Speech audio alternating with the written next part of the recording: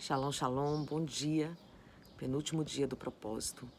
E a gente já falou sobre tantas coisas aqui, né? Nessa semana a gente já falou sobre a incredulidade e a ingratidão.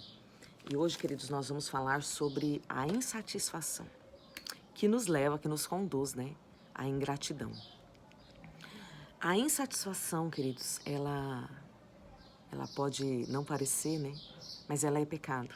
Porque a insatisfação, ela anda de mãos dadas com a murmuração. E automaticamente a insatisfação sempre vai nos conduzir a ter uma vida de ingratidão. A insatisfação é como um saco furado, onde você deposita, deposita, deposita, deposita, deposita e nunca tem fim. Colocando dentro dos relacionamentos humanos, né? Como é terrível uma pessoa insatisfeita do nosso lado. Como é terrível uma pessoa com dependência emocional, que é uma pessoa insatisfeita. Se você der a vida, não tá bom. Ela depende de você, ela te suga. Como é difícil quando você vai lidar com uma pessoa e você se sente sugado. Você já sentiu isso?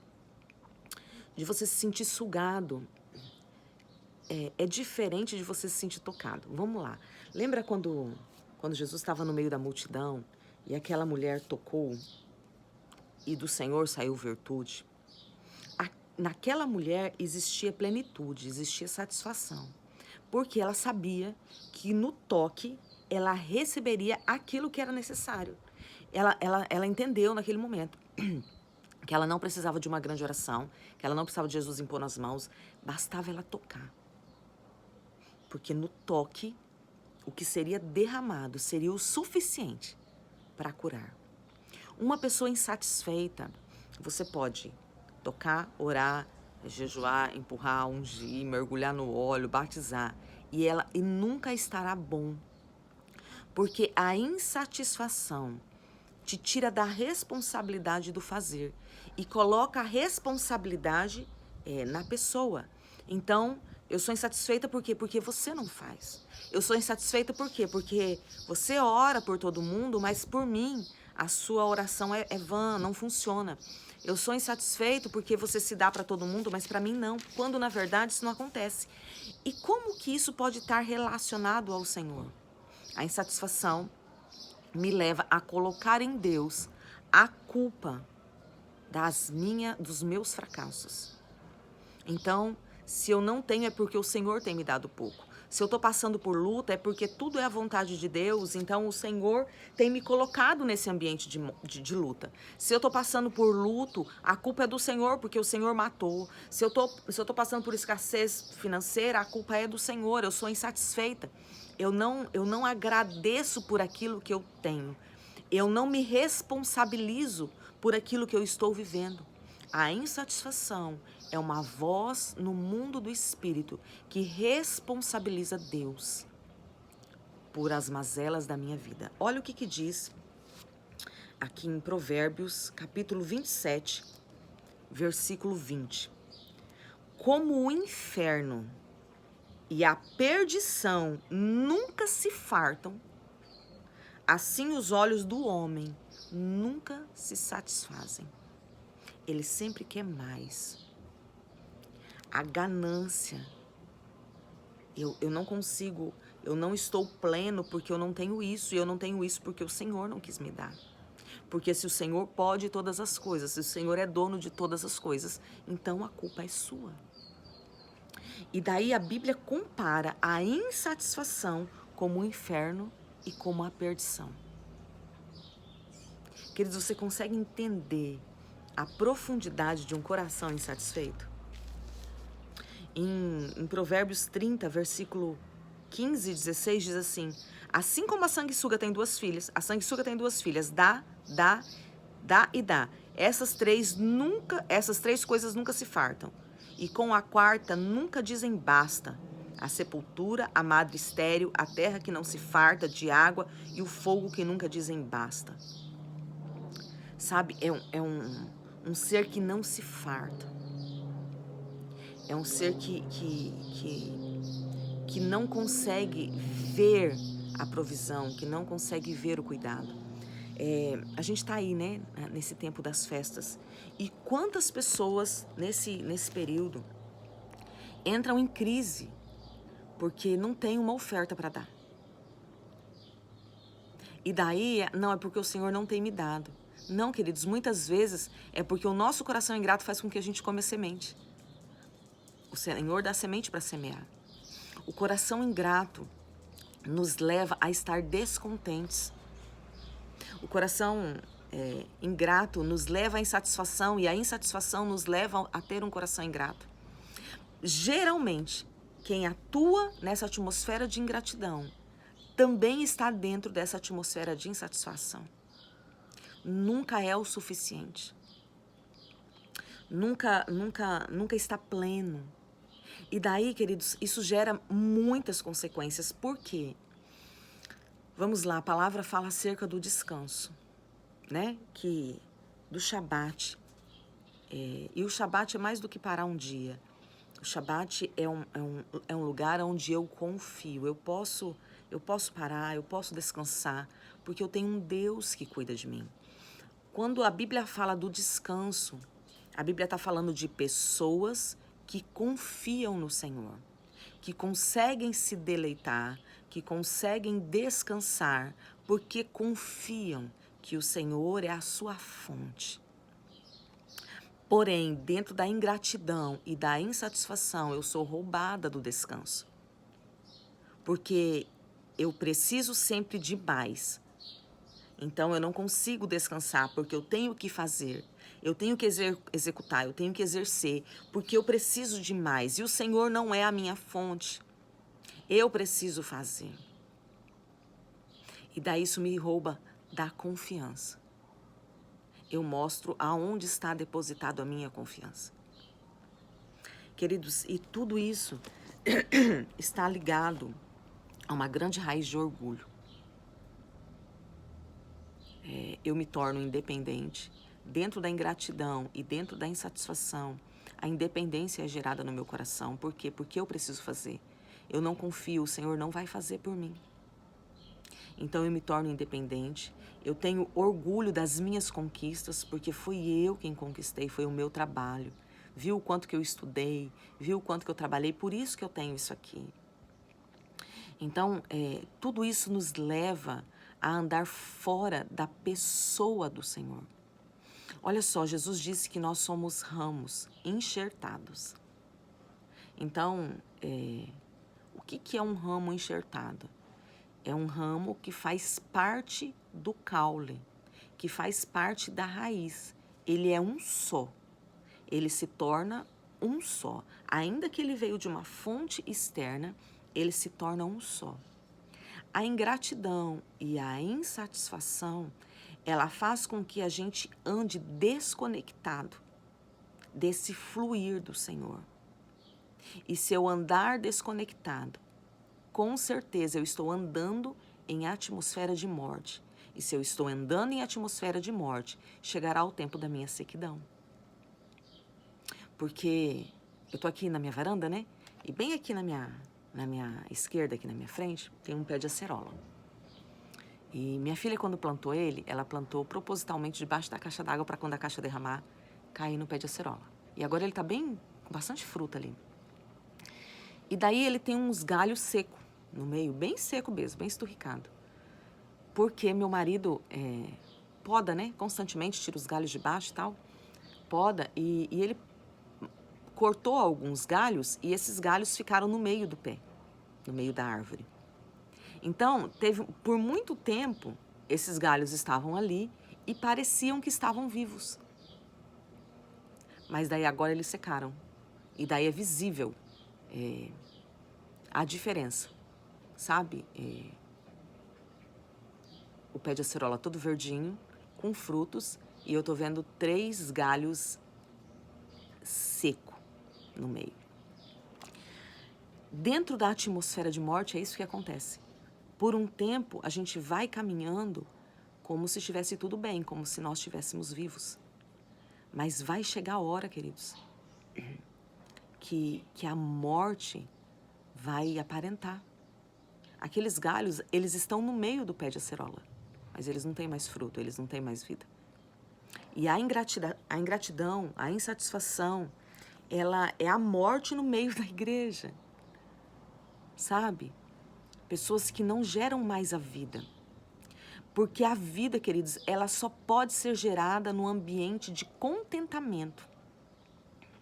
É impossível gerar vida num ambiente de morte. Impossível. A vida nasce, vamos colocar de uma forma bem natural aqui. A vida nasce do êxtase, a vida natural. A vida natural nasce do êxtase sexual. E ainda que, né, eu estou colocando de uma forma bem natural, porque não deveria ser assim. Deveria ser o êxtase dos dois, né? Mas ainda que esse êxtase esteja só em um, a vida foi gerada. Porque o poder do contentamento é tão grande que ele faz gerar. Você consegue entender? E a insatisfação e a ingratidão é um ambiente de tristeza, é um ambiente de morte. E por isso é um ambiente aonde não se gera. Então, vamos lá, recapitulando aqui. Quando eu sou insatisfeito, eu libero no mundo espiritual que Deus não é o suficiente. Então, eu entro na independência porque eu preciso fazer, porque o Senhor não é o suficiente para fazer em mim. Isso vai me levar automaticamente à fadiga, ao cansaço, porque eu não vou descansar. E a fadiga e o cansaço vai me levar à tristeza. Vai analisando aí para você ver. Você consegue estar feliz quando você está extremamente fadigado e cansado? Eu não consigo. Inclusive, eu tenho algumas coisas físicas que acontecem comigo se eu estiver muito cansada. Se eu estiver muito cansada, queridos, vocês vão me ver totalmente sem voz, e o meu olhar acabou, perdeu o foco, sabe? Perdi a direção. E dentro do perder a alegria, eu perco o gerar. Então, queridos, às vezes nós temos tantas frustrações ministeriais, tantas decepções, e a gente fica assim, meu Deus, por que eu sou tão seco espiritualmente? Por quê? Por que eu não dou frutos? Por que eu não dou resultado? Às vezes a gente entra na comparação, a gente entra na competição, a gente entra no medo, na insegurança, a gente culpa. Eu não dou fruto por causa do líder, eu não dou fruto por causa do pastor, eu não dou fruto por causa do casamento, eu não dou fruto porque minhas finanças estão assim, eu não dou fruto por causa dos meus filhos, eu não dou fruto. E a gente entra justificando e a gente não olha que a raiz do problema é outra. A raiz do problema é porque nós estamos tentando gerar dentro de uma atmosfera de morte. Dentro de uma atmosfera onde não tem mais contentamento, aonde não tem gratidão, aonde não tem satisfação, aonde não há adoração a Deus pelos seus grandes e pelos seus pequenos feitos. Né? Então, que hoje seja um dia, queridos, de arrependimento. Sabe? Deus, eu me arrependo. Eu me arrependo por todas as vezes que eu não me satisfiz. O Senhor me deu uma palavra, o Senhor me deu uma direção, e aquilo não foi o suficiente. E eu quero já pegar um gancho dentro disso. Às vezes o Senhor te deu uma promessa e você é insatisfeito porque você olha os anos passarem e a promessa não se cumpriu. Mas o que você fez dentro dessa palavra? Qual foi a sua parte? Como você se posicionou diante dessa palavra?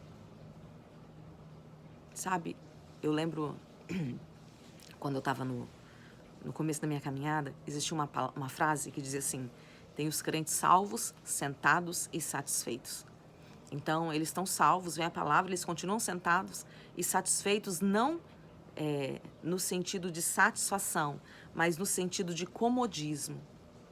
Tá ali, tá satisfeito com aquilo ali mesmo, é aquilo ali mesmo. Se o Senhor falou, Ele vai cumprir, queridos.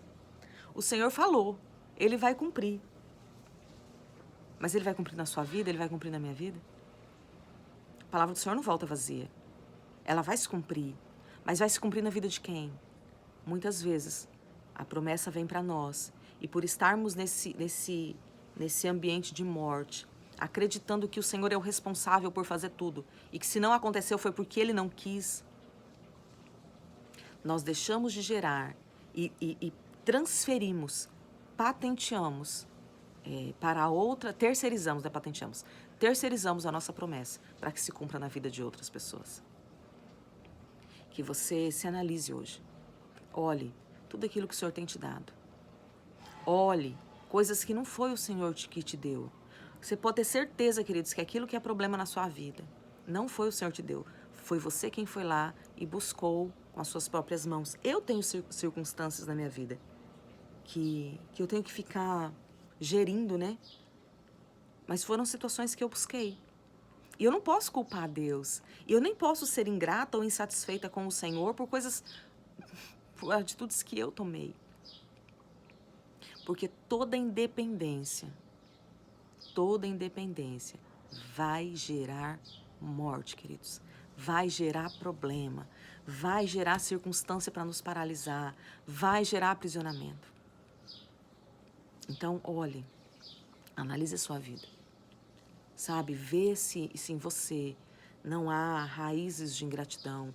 Vê se em você não há raízes de insatisfação. Se você não é, como a Bíblia diz ali, sepultura e destruição. Se você não é essa sanguessuga que suga o Senhor para nada. Não como aquela mulher que sugou, extraiu de Jesus para dar resultado, para gerar vida. Muitas vezes nós sugamos a Deus com os nossos problemas, com as nossas petições para nada.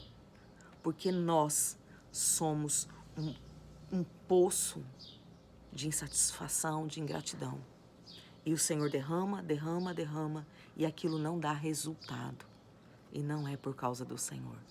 Porque tudo que o Senhor faz é bom. Se está acontecendo coisas ruins, você pode ter certeza. O problema está em mim, o problema está em você.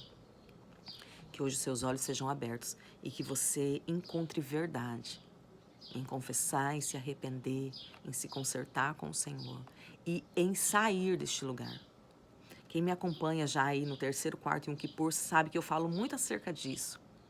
Que no Yom Kippur do ano que vem, os seus motivos de arrependimento sejam outros, porque esses daqui você resolveu e você mudou de vida. E todo Yom Kippur nós vamos de glória em glória, crescendo na presença do Senhor, até chegar o dia que esse Yom Kippur será face a face. O dia do encontro, o dia do tabernáculos com o Pai. Que haja crescimento, que haja avanço na sua vida. Que não sejam sempre as mesmas coisas. Que você decida sair deste lugar de insatisfação e que a sua vida seja transformada. Amém? Que o Senhor te abençoe, que o Senhor te guarde. Amanhã a gente está aqui junto novamente para o último vídeo desse tempo. Na segunda ou na terça eu volto com um vídeo só para orientar acerca do propósito. Mas que a bênção do Senhor seja sobre você e que você decida em nome de Jesus, ter um coração grato, um coração satisfeito. O primeiro passo é: se arrependa de toda a insatisfação, de toda a murmuração, de toda a independência, de todo o orgulho. Se arrependa e volte a ser este ramo enxertado que recebe toda a vida que vem de Cristo, que vem do Pai. Em nome de Jesus. Shalom, shalom, queridos.